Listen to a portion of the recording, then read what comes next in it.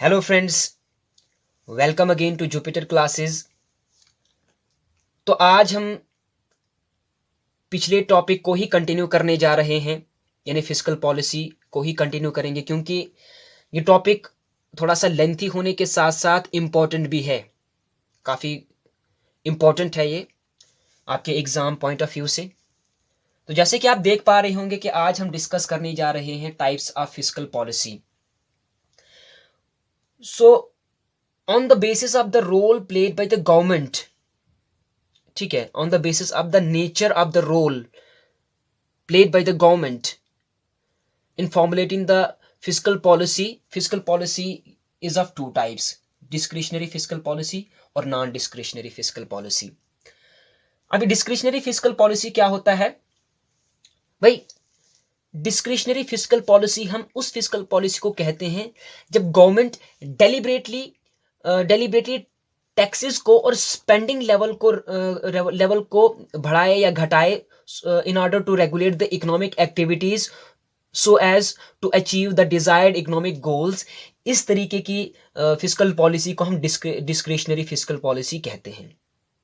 एक बार फिर से, जब government deliberately rate of taxes में और लेवल ऑफ स्पेंडिंग में चेंजेस लाए इकोनॉमिक एक्टिविटीज को रेगुलेट करने के लिए, तो इस तरीके की फिस्कल पॉलिसी को हम कहते हैं डिस्क्रिशनरी फिस्कल पॉलिसी। तो या तो पहले ही मैं बता दूं कि फिस्कल पॉलिसी एक गवर्नमेंट पॉलिसी ही है, ठीक है। Fiscal policy is exercised bye the government, okay. सरकार इसको एक्सरसाइज करती है, यानी कि it is a policy that is formulated by the government in order to regulate the economic activities. So when the government deliberately changes the taxes and the spend, and it is exercised through taxes and spending. So when the government changes taxes and spending deliberately in order to regulate the economic activities so as to achieve the desired economic ends, yeah, economic goals, that type of fiscal policy is called discretionary fiscal policy. तो fiscal policy या discretionary fiscal policy का motive जो है ना, economic growth है, ठीक है। तो इकोनॉमिक ग्रोथ है, तो डिस्क्रिशनरी फिस्कल पॉलिसी हमारे को गवर्नमेंट बजट में दिख ही जाती है। अभी गवर्नमेंट बजट क्या होता है? गवर्नमेंट बजट यार estimate of the revenue and the spending of a financial year is budget। Budget को क्या कहते हैं हम भाई? फाइनेंशियल ईयर हमारे इंडिया में जैसे 1 अप्रैल को शुरू होता है और 31 मार्च को खत्म होता है, उसको कहते हैं हम फाइनेंशियल ईयर। तो उस फाइनेंशियल ईयर में क्या क्या हमने खर्चा करना है और उस खर्चे को कहाँ से हमने मेट करना है, यानी कि उस खर्चे के लिए हमने पैसा कहाँ से लाना है, रेवेन्यू कहाँ से जनरेट करना है, उस एस्टिमेट को हम बजट कहते हैं।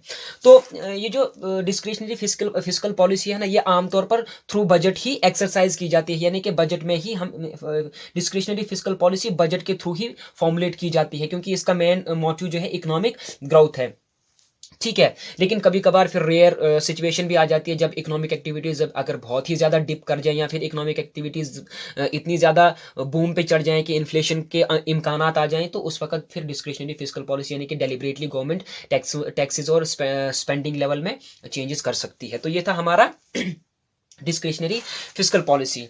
अब क्या होता है डिस्क्रिशनरी फिस्कल पॉलिसी? हम क्या कर सकते हैं? अब मान लीजिए क्या होता है ना, ओवर द टाइम इकोनॉमी में क्या होता है, इकोनॉमिक फ्लक्चुएशंस होती हैं, ठीक है। इकोनॉमिक एक्टिविटीज में काफी फ्लक्चुएशंस आते हैं, इसको इकोनॉमिक एक्टिविटीज में फ्लक्चुएशन को हम कहते हैं बिजनेस साइकिल, ठीक है। अब क्या होता है, एक दौर ऐसा आता है कि इकोनॉमिक एक्टिविटीज बूम पर चढ़ जाती है, काफी हाई हो जाती है। ऐसे में इन्फ्लेशन के इम्कानात आ जाते हैं। तो इन्फ्लेशन को कम करने के लिए हम क्या करते हैं, टैक्स को बढ़ा देते हैं और स्पेंडिंग लेवल को क्या कर देते हैं, कम कर देते हैं। हम नहीं बल्कि हमारी गवर्नमेंट, ठीक है। अब आप ये सोच रहे होंगे कि भाई टैक्सेस का और गवर्नमेंट स्पेंडिंग का इन्फ्लेशन के साथ क्या लेना देना? इन्फ्लेशन के साथ लेना देना है। इन्फ्लेशन के साथ लेना देना होने से पहले इन दो चीजों का लेना देना एग्रीगेट डिमांड से है, एग्रीगेट डिमांड से है, ठीक है। अब क्या होता है, जब सरकार टैक्सेस ज्यादा वो करती है, चार्ज करती है, तो इसका मतलब ये हो जाता है कि हमारी जो डिस्पोजेबल इनकम है वो कम हो जाती है। डिस्पोजेबल इनकम, हम उस इनकम को कहते हैं जो टैक्स पे करने के बाद हमारे पास रह जाती है और उसको हम स्पेंड कर सकते हैं अपने कंजप्शन के लिए या जो कुछ भी करना है हमने उसके साथ, उसको कहते हैं हम डिस्पोजेबल इनकम। तो सरकार का मेन मोटिव क्या रहता है? टैक्सेस जब बढ़ाती है तो वो चाहती है कि लोगों की जो इनकम है, डिस्पोजेबल इनकम है, वो कम हो जाए, सो दैट कि वो डिमांड कम करे। डिमांड कम करेंगे तो एग्रीगेट डिमांड क्या हो जाएगी? पूरी इकोनॉमी की कम हो जाएगी और उससे क्या हो जाएगा? इन्फ्लेशन हम कंट्रोल कर सकते हैं। इन्फ्लेशन होता है राइजेस इन द प्राइसेस, ठीक है। Abrupt rise in the price is known as inflation. अब क्या होता है? अब ये लो स्पेंडिंग का क्या लेना देना है? लो स्पेंडिंग का भी एग्रीगेट डिमांड के साथ ही, मैंने कहा कि हाई टैक्सेस, जब हम टैक्सेस को हाई करते हैं तो एग्रीगेट डिमांड किस तरीके से कम हो जाती है? एग्रीगेट डिमांड इस तरीके से कम हो जाती है कि भाई टैक्सेस ज़्यादा पे चार्ज करने से लोगों की डिस्पोजेबल इनकम कम हो जाती है। जब उनकी डिस्पोजेबल इनकम कम हो जाती है तो वो कम डिमांड करते हैं, और कम डिमांड करते हैं तो इन्फ्लेशन खुद ब खुद नीचे आ जाती है, ठीक है। उसी तरह से लो स्पेंडिंग, ठीक है भाई, सरकार काफ़ी सारे काम करती है, काम करती है तो लोगों को रोज़गार मिलता है, लोगों को रोज़गार मिलता है, उनको इनकम आती है तो वो ज़्यादा से ज़्यादा चीज़ें डिमांड करते हैं। यानी जब वो बेरोज़गार थे तो वो काफ़ी सारी चीज़ें कंज्यूम नहीं कर पा रहे थे, डिमांड नहीं कर पा रहे थे उनकी, लेकिन जब उनके पास रोज़गार आ गया, अब वो उन चीज़ों को भी डिमांड कर रहे हैं, यानी डिमांड हाई है। तो इस डिमांड को गिराने के लिए हम बहुत सारे काम बंद कर देते हैं सरकार, तो स्पेंडिंग कम कर देती है। स्पेंडिंग कम कर देगी तो खुद ब खुद एग्रीगेट डिमांड कम हो जाएगी, डिमांड कम हो जाएगी तो इन्फ्लेशन खुद ब खुद नीचे चले आएगी, प्राइस लेवल खुद ब खुद नीचे चले आएगा। ये तो हो गया एक बात। उसके बाद आता है अल्टरनेटिव में लो taxes and high spending.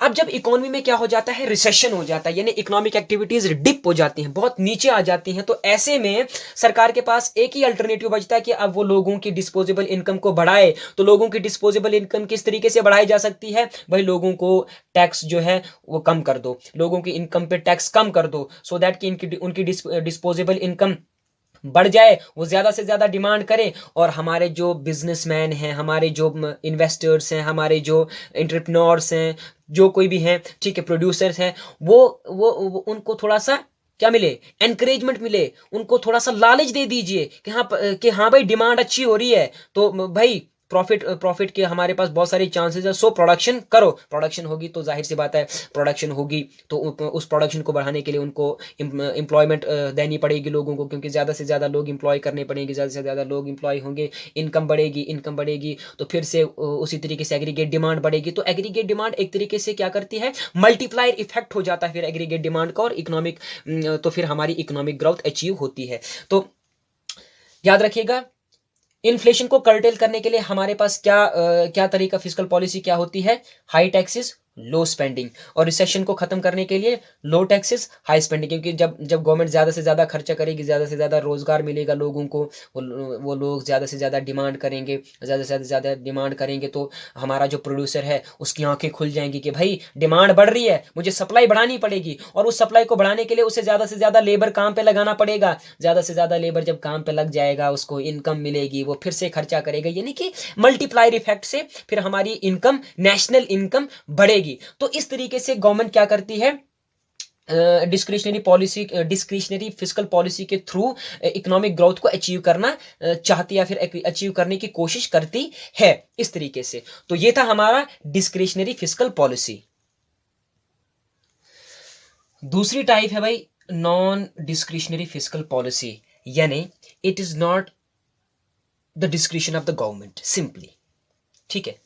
Non discretionary fiscal policy को हम ऑटोमेटिक स्टेबलाइजर भी कहते हैं, यानी जब जब जब टैक्स रेट और स्पेंडिंग लेवल ऑटोमेटिकली चेंज हो इकोनॉमिक एक्टिविटीज को मद्देनजर रखते हुए, इस तरीके की फिस्कल पॉलिसी को हम कहते हैं नॉन डिस्क्रिशनरी फिस्कल पॉलिसी। और ये भी गवर्नमेंट ही फॉर्मुलेट करती है, लेकिन गवर्नमेंट इसे एक बार फॉर्मुलेट किया तो फिर बार बार इसको चेंज करने की इसे जरूरत नहीं पड़ती है, क्योंकि ये इस तरीके से फॉर्मुलेट की जाती है कि इकोनॉमिक सिचुएशंस के अकॉर्डिंग ही ये खुद ब खुद चेंज हो जाती है। यानी जब हमारे पास बूम आ जाता है तो लोगों की इनकम हाई है, तो उनसे से ज्यादा टैक्सेस वसूल किया जाता है, और गवर्नमेंट को उस वक्त ज्यादा स्पेंड करने की जरूरत नहीं पड़ती, क्योंकि एग्रीगेट डिमांड खुद ब खुद नेचुरली अपने चरम पर होती है। और जब रिसेशन आ जाता है तो लोगों की इनकम कम हो जाती है, तो हम उनसे टैक्स भी कम लेते हैं, और टैक्स कम लेते हैं तो ऐसे में फिर गवर्नमेंट स्पेंड करती है ज्यादा, ताकि एग्रीगेट डिमांड उतनी अफेक्टेड ना हो, क्योंकि एग्रीगेट डिमांड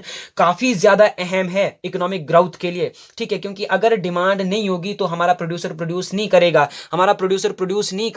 मतलब उसको एम्प्लॉयर्स की जरूरत नहीं है। ठीक है, तो एम्प्लॉयर्स जब उसको प्रोड्यूस करने की जरूरत पड़ेगी तो उसको एम्प्लॉयर्स की भी जरूरत पड़ेगी, वर्कर्स की जरूरत पड़ेगी, उसने वो लगाने हैं। ठीक है, तो वहां से इनकम जनरेट होगी, तो हमारी इकोनॉमिक ग्रोथ भी वहां से होगी। तो एक बात और है कि बूम में हम क्या करते हैं, बजट सरप्लस करते हैं, क्योंकि हम ज्यादा टैक्स लेते हैं लोगों से और स्पेंड कम करते हैं, यानी कमाई ज्यादा होती है, खर्चा कम होता, तो ऐसे में हमारे पास सरप्लस हो जाता है।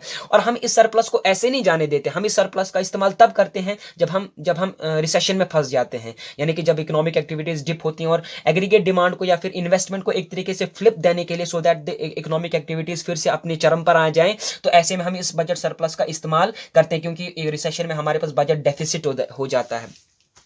ठीक है, एक और बात मैंने कहनी थी यार कि जब हमारे पास बजट डेफिसिट हो जाता है ना, बजट डेफिसिट का मतलब ये होता है कि जब हमारा खर्चा ज्यादा है और कमाई कम है, तो वी हैव बजट डेफिसिट। तो बजट डेफिसिट को मैट करने के दो तरीके होते हैं हमारे पास। एक तो हम क्या करते हैं, अपने सेंट्रल बैंक से थोड़ा सा पैसा छपवा देते हैं, या तो फिर दूसरा तरीका ये रहता है कि हम बोरो करते हैं, चाहे फिर अपनी कंट्री के ही बैंक से करें या फिर कहीं बाहर से लेकर के आए, जैसे इंटरनेशनल मॉनेटरी फंड से लेकर आए या फिर वर्ल्ड बैंक से लेकर आए। ठीक है, इसमें एक मैंने पॉइंट बताना था, वो पॉइंट ये था कि जब हम बजट डेफिसिट को कैसे मैट करते हैं, when we meet budget deficit by printing new money, that is called monetization.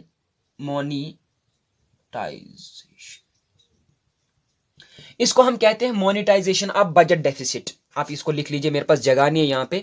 ठीक है, तो आप अपनी कॉपी पे इसको लिख सकते हैं कि जब हम बजट डेफिसिट को कैसे मैट करें, बाय प्रिंटिंग न्यू मनी, तो इस तरीके को हम कहते हैं भाई मोनेटाइजेशन ऑफ बजट डेफिसिट। तो ये था एक तरीका।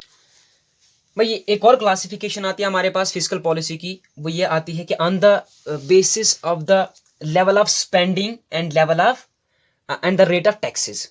ठीक है, on the basis of the level of spending and the rate of the taxes, fiscal policy is of 3 types. First one is neutral fiscal policy. Neutral fiscal policy का मतलब जब हमारा रेवेन्यू और एक्सपेंडिचर दोनों बराबर हैं। ठीक है, यानी revenue is equal to expenditure, we have neutral fiscal policy. एक उसके बाद आ गया contractionary fiscal policy. Guys, contractionary fiscal policy उस तरीके की फिस्कल पॉलिसी को कहते हैं अपन जहां पर हमारा रेवेन्यू यानी हमारी इनकम जो है वो एक्सपेंडिचर से ज्यादा है। ठीक है, हमारा रेवेन्यू एक्सपेंडिचर से ज्यादा है तो हमारे पास कॉन्ट्रैक्शनरी फिस्कल पॉलिसी है। इस तरीके की फिस्कल पॉलिसी हम इन्फ्लेशन के दौरान अडॉप्ट करते हैं। इन्फ्लेशन के दौरान और हमारी क्या पॉलिसी रहती है, हाई टैक्सेस लो स्पेंडिंग, यानी we are facing budget surplus, we are having budget surplus. Okay, then the third one is expansionary fiscal policy. Expansionary fiscal policy में इसका उल्ट होता है, यानी हमारे पास रेवेन्यू कम होता है और एक्सपेंडिचर ज्यादा होता है। एक्सपेंशनरी फिस्कल पॉलिसी हमेशा रिसेशन के वक्त ही अडॉप्ट करी जाती है, या रिसेशन के वक्त तो अडॉप्ट करी जाती है, लेकिन इसके अलावा अगर आपने इकोनॉमिक ग्रोथ भी अचीव करनी है तो एक्सपेंशनरी फिस्कल पॉलिसी का इस्तेमाल ही ज्यादातर होता है।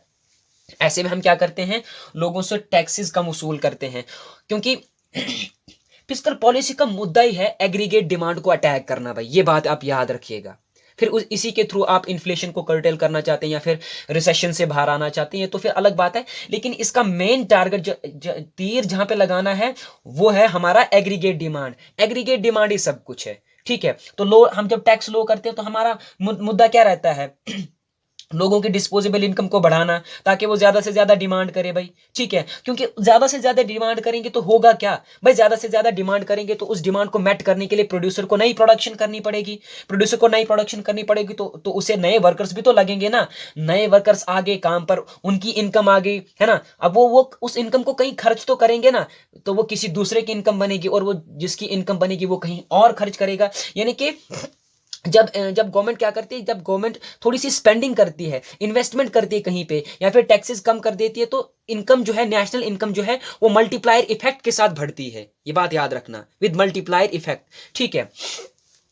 तो रिसेशन में एक्सपेंशनरी फिस्कल पॉलिसी अडॉप्ट होती है और ऐसे में हाई स्पेंडिंग होती है, so that the economic activities can get a flip once again. तो भाई ये था आपका फिस्कल पॉलिसी, हमारा फिस्कल पॉलिसी का 2 लेक्चर हो गया। एक फिस्कल पॉलिसी के बारे में हमने जानकारी ली कि गवर्नमेंट कैसे कहाँ से खर्चा करती है, फिर कहाँ पे खर्चा करती है, कैसे खर्चा बनाती है अपना, ठीक है। और फिर हमने पढ़ा types of fiscal policy on the basis of the nature of the role played by the government. फिर हमने पढ़ा types of fiscal policy on the basis of the level of the spending and the income, ठीक है। तो ये था भाई topic, भाई आपको अच्छा लगा हो, आपको ये काम की चीज़ लगी हो तो वीडियो को लाइक कीजिए, क्योंकि मैं देख पा रहा हूँ कि भाई काफ़ी कम लाइक्स आ रहे हैं हमारी वीडियोस पे। सो गाइज अगर आपको कहीं पे कमी नज़र आ रही है हमें, तो भाई कमेंट बॉक्स में आप कह सकते हैं हमारे साथ कि हाँ भाई यहाँ पे कमी आ रही है। So we will try to meet that. Okay, thanks for watching the video and do like it, share it and subscribe the channel, so that the next time जब भी हम वीडियो अपलोड करें तो आपको नोटिफिकेशन मिल जाए। Okay guys, bye.